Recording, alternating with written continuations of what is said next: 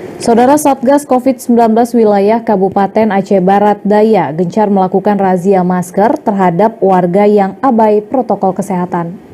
Razia masker ini dilakukan guna memutus mata rantai penyebaran COVID-19 yang terus meluas di wilayah kabupaten tersebut. Petugas gabungan yang terdiri dari BPBK, TNI, Polri, Satpol PP, serta Dinas Perhubungan Kabupaten Aceh Barat Daya gencar melakukan razia masker di sejumlah titik jalan lintas Melabuh Tapak Tuan. Meskipun razia penerapan pendisiplinan protokol kesehatan COVID-19 selama seminggu terakhir gencar dilakukan, namun masih ada warga yang ditemukan abai terhadap protokol kesehatan COVID-19.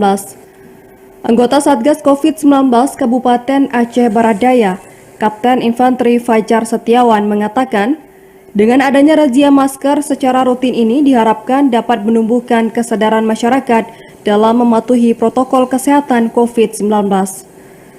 Dalam razia tersebut, setiap warga yang tidak memakai masker langsung diberikan sanksi sosial dengan menyanyikan lagu Indonesia Raya dan menghafal ayat-ayat pendek hingga push up 15 kali di depan umum.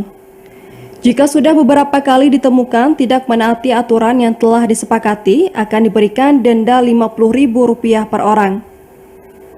Sementara pengusaha toko, swalayan, warung yang ditemukan melanggar protokol kesehatan, tidak memakai masker sebanyak 3 kali secara berturut-turut, juga dikenakan denda lebih banyak, yaitu Rp100.000.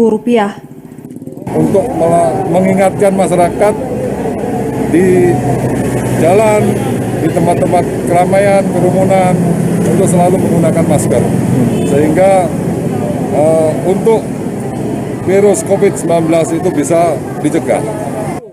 Hingga kini pemerintah Aceh Barat Daya terus menghimbau masyarakat untuk selalu mematuhi protokol kesehatan COVID-19, antara lain memakai masker, menjaga jarak, dan sering mencuci tangan.